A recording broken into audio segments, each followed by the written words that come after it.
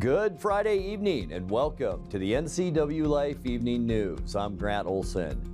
Here are a few of the stories we have coming up for you tonight. Washington's Fish and Wildlife Commission appears non-committal on the idea of providing wolves to the state of Colorado. Link Transit will once again provide free shuttles in Wenatchee this year to the July 4th fireworks display at Walla Walla Point Park. And in weather, warmer temperatures with more thunderstorm activity possible each day through early next week.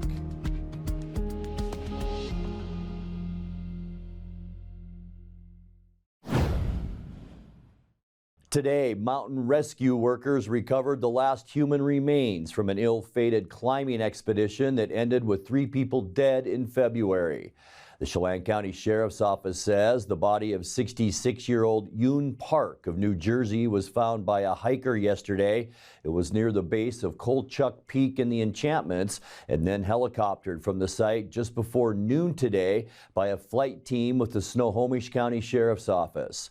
Park was one of 3 climbers from the Northeast who died February 19th after triggering an avalanche on the northeastern face of the mountain, along with 54-year-old Xiong Cho of Connecticut and 60-year-old Jeannie Lee of New York. A 4th climber was uninjured. Sheriff's deputies said winter conditions, rough terrain, and lack of emergency beacons made it difficult to recover all 3 bodies before the spring and summer thaw. The nation of India will drop the 20% tariff it placed on apple shipments from the U.S. since 2018. The announcement came yesterday from the Office of the Trade Representative as India's Prime Minister made a visit to the White House. It's a major breakthrough for Washington apple exports, which have plummeted since the tariffs were put in place. The state sent about $120 million worth of apples to India in 2018. Last year, the export value to that nation was just under $3 million. Washington's entire congressional delegation has been campaigning for an end to India's tax on apples since it was put in place. Senator Maria Cantwell, who recently held a roundtable with orchardists and fruit marketers in Wenatchee, had this to say on the Senate floor. So today our growers know that they can go back to marketing a great worldwide product, our Washington apples, that had access to what at one point was a $120 million market. This retaliatory tariff being removed will help boost sales to India. It will help the bottom line of farmers in Washington state, and it will be essential for the 1,400 growers that I have just recently visited along with my colleague Senator Stabenow in discussion of this year's Farm Bill to say these are important markets for Washington products. We heard from people like George Sanchez from Northern Fruit in East Wenatchee that, quote, India was a critical market for Washington apples and the tariffs had hit producers of Red Delicious especially hard. These growers are looking forward to an opportunity to rebuild this market access. This deal also includes removing some of the tariffs on chickpeas and lentils, also a great Washington product that suffered under these retaliatory tariffs. Washington's Fish and Wildlife Commission appears non-committal on the idea of providing wolves to the state of Colorado. The Wildlife Department of that state reached out to Washington to gather breeding stock for its own effort to reintroduce the animals there. In a meeting yesterday in Port Townsend, the State Commission asked Fish and Wildlife Director Kelly Suswind to learn more about Colorado's proposal. Commissioner John Lemkiel of Wenatchee said more communication is best. It just seems like a good thing to open discussions if we're open to the possibility of letting some of our wolves go to Colorado. If we're not interested in that period, then yeah, sure, we can vote on it and say no.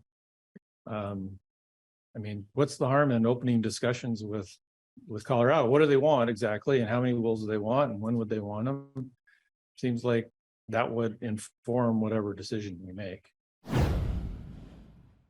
A lawsuit from 2 Grant County gun stores to overturn Washington's assault weapons ban has been rejected by a Thurston County judge. Guardian Arms of Moses Lake and Millard Sales of Ephrata had sought an injunction to strike down enforcement of the ban on assault-style weapons, which took effect in April when it was signed by Governor Jay Inslee. The case was moved from Grant County to Thurston in a motion from the Attorney General's office. Today, the court turned down the gun shops, allowing the law to remain in effect. It's the second major lawsuit to challenge the ban and fail. The Grant County merchant said the law has badly hurt their business, barring them from selling some of the most popular firearms and components on the U.S. market. When we come back, a search party will comb the Rock Island area Saturday morning in the search for a missing man who's not been seen since Tuesday. The Washington State Patrol graduated 10 new commercial vehicle enforcement officers on Thursday. Firefighters in the town of Brewster celebrated the arrival of their newest engine yesterday. And Link Transit will once again provide free shuttles in Wenatchee this year to the July 4th fireworks display at Walla Walla Point Park. I'm Grant Olson, and you're watching the NCWLIFE Evening News.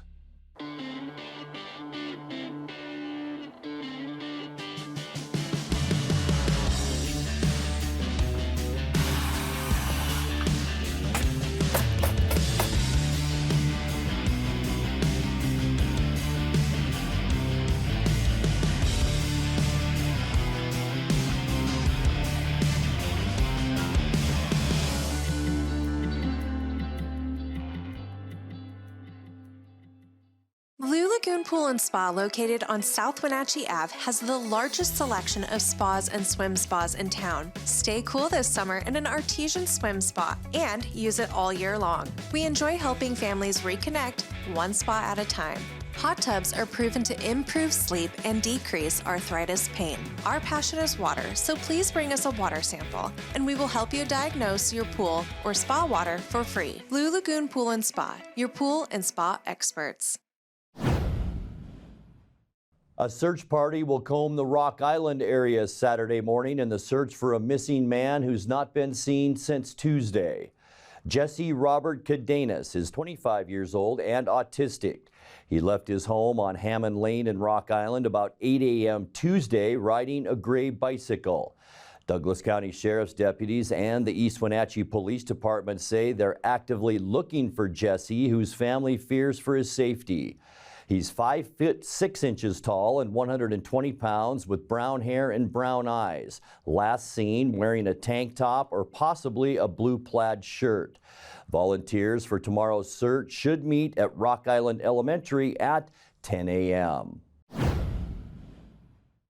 The Washington State Patrol graduated 10 new commercial vehicle enforcement officers, or CVEOs, on Thursday. Those are the state officers who inspect and certify the safe operation of commercial motor vehicles throughout the state. One of the new officers is Albert Gutierrez, who will conduct inspections in Moses Lake. State Patrol Chief John Batiste thanked the graduates for their diligence. Ladies and gentlemen, you've embarked on a very special job, one that helps us save lives. And for that, on behalf of 7+ million, I'm indebted to you.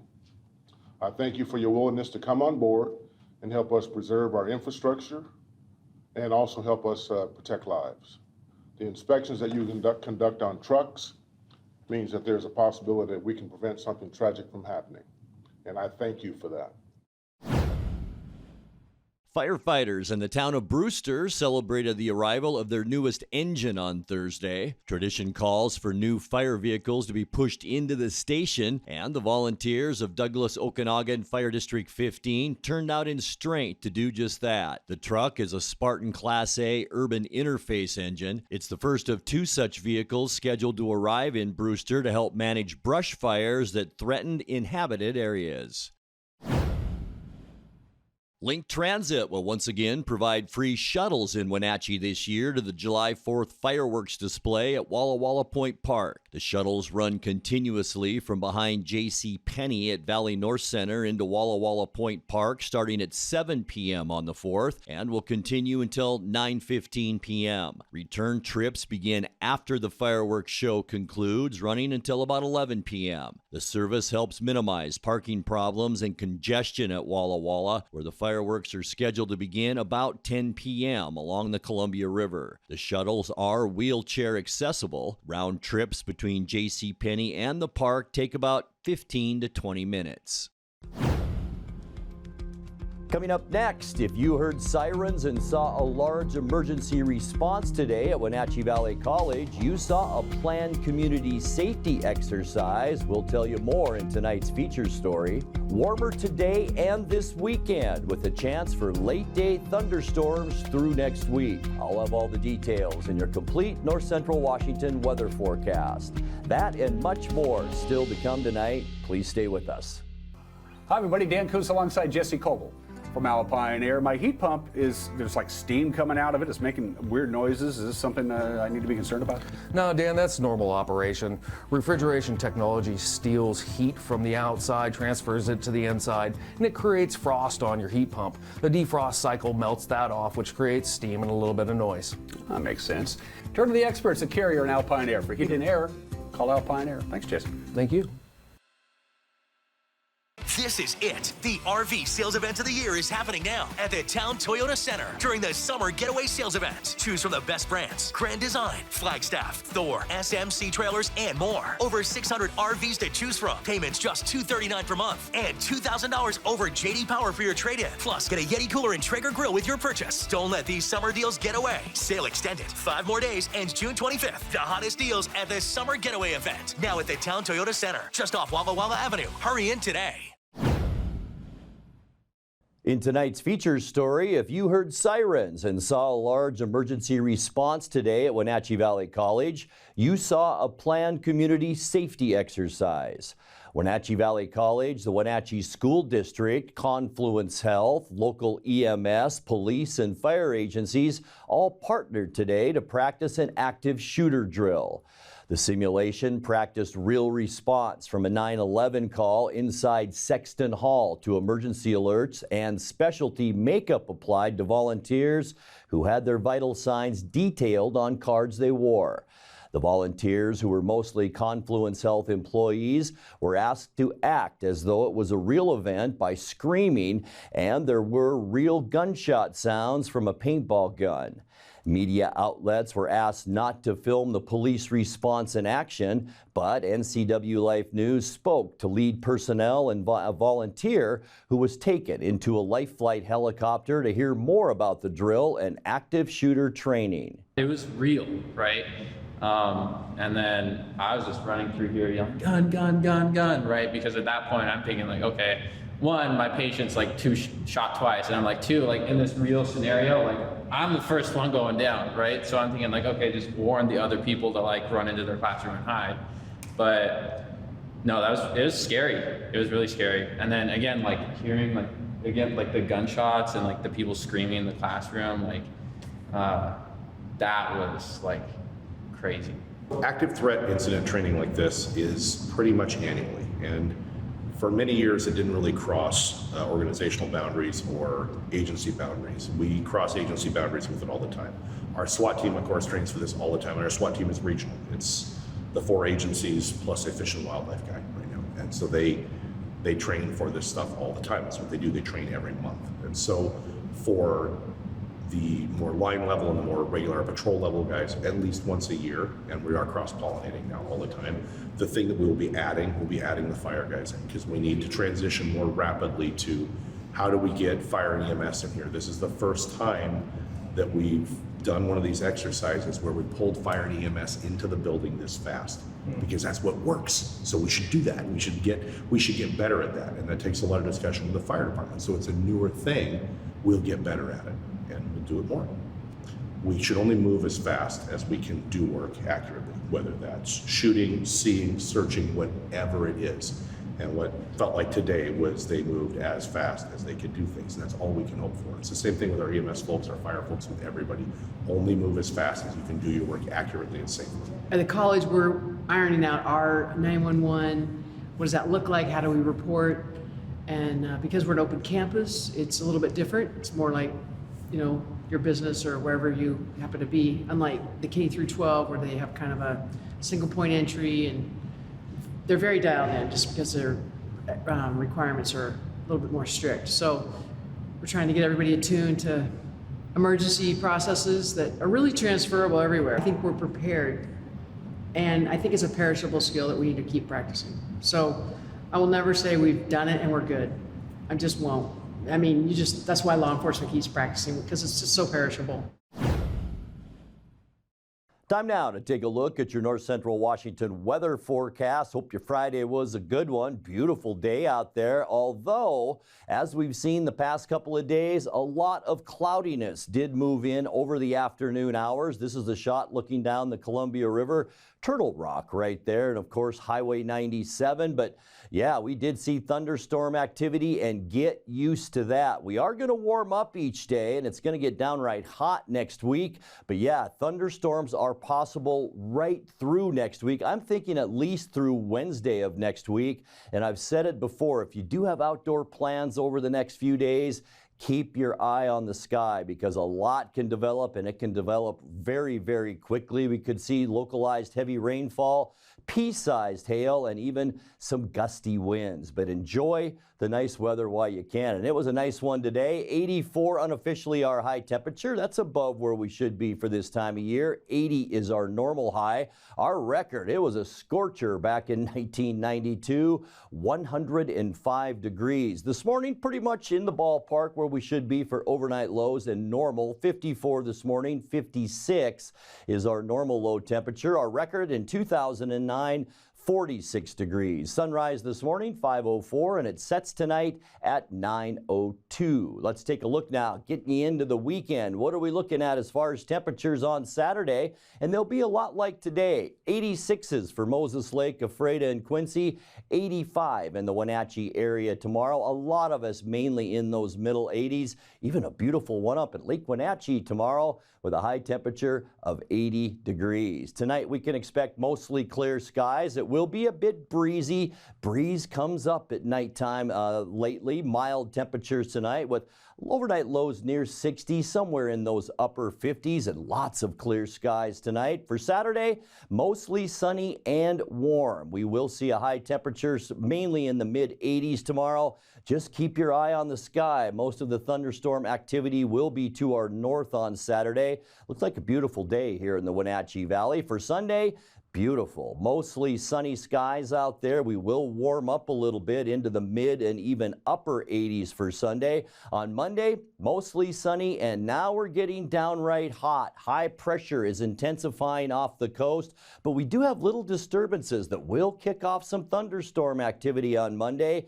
High temperatures near 90 degrees. Same goes for Tuesday. Chance for thunderstorms in the afternoon. We do have enough instability. Here's a little area of low pressure that'll provide that instability, and that could kick off some heavy downpours Tuesday, but we're going to see low 90s for high temperatures Tuesday. Wednesday, more of the same. In fact, some clear skies in our forecast through Wednesday. Thunderstorms, though, could be a possibility, again, mainly to our north and in the mountains. High temperatures Wednesday around 90 degrees.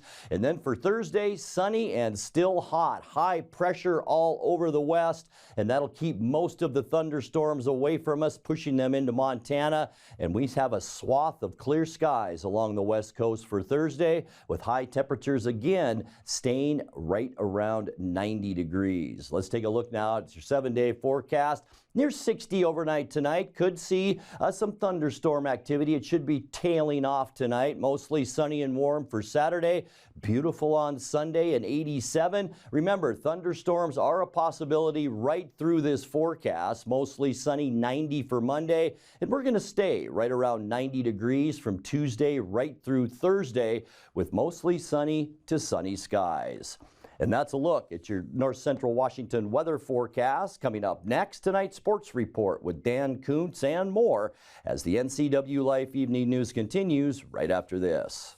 Did you know people 65 or older make up 12% of the U.S. population but consume 34% of all prescription drugs? Protect yourself and your aged loved ones from prescription errors. Always read labels carefully to avoid mistakes. Ask your pharmacist if over-the-counter medicines conflict with your prescriptions, and never skip doses or take more than is prescribed. This message sponsored by Aging and Adult Care of Central Washington. Call 1-800-572-4459 for prescription assistance. The Lake Chelan Rotary Club invites you to experience Cycle Chelan, held June 24th, 2023.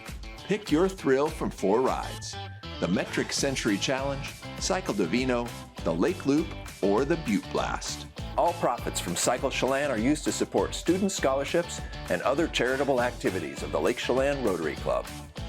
Cycle Chelan 2023, a route for every rider.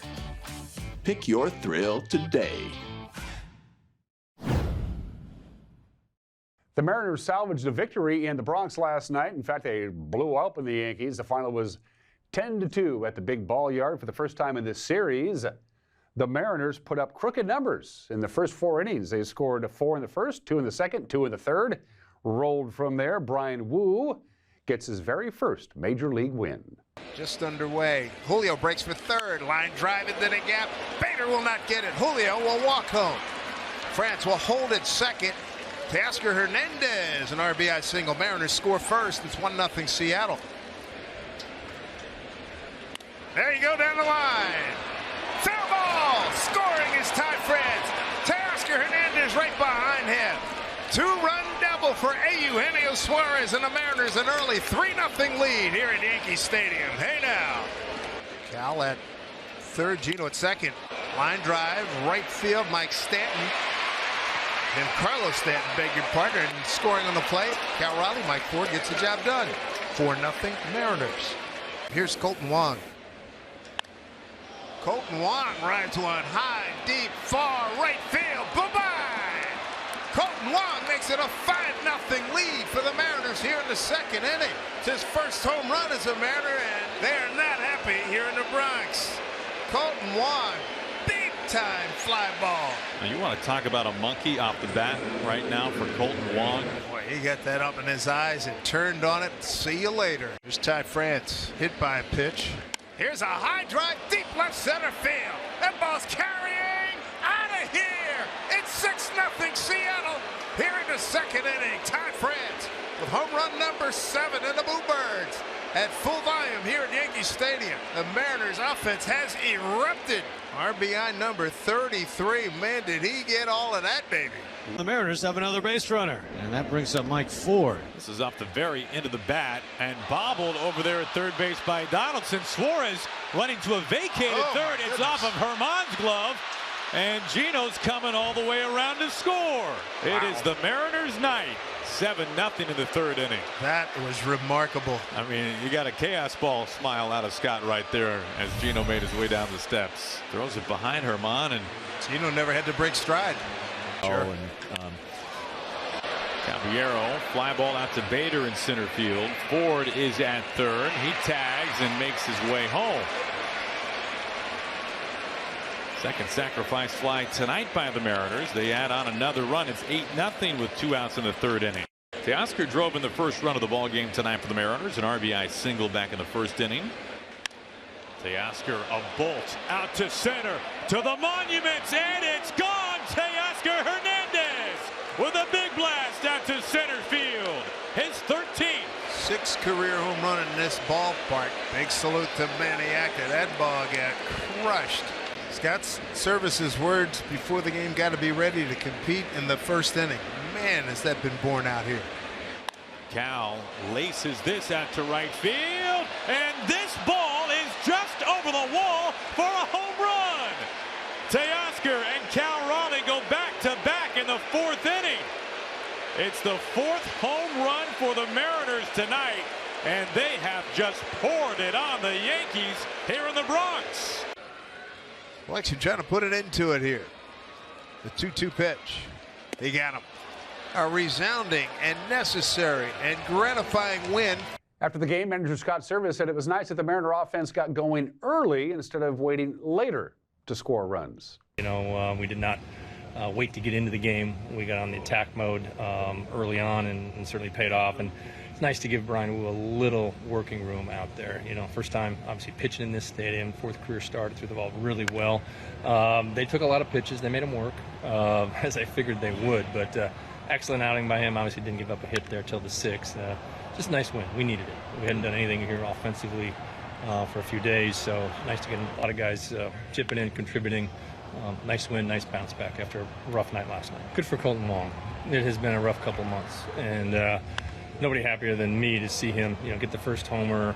I think it was a really tough start to his time here in Seattle, losing a starting job. Colton Wong's a good player, and he still has plenty left in the tank. Hopefully we start to see the start of something big coming forward with him. He'll continue to get opportunities. He's still got a lot to offer this club, but he's got to get it going, and a big night for him tonight.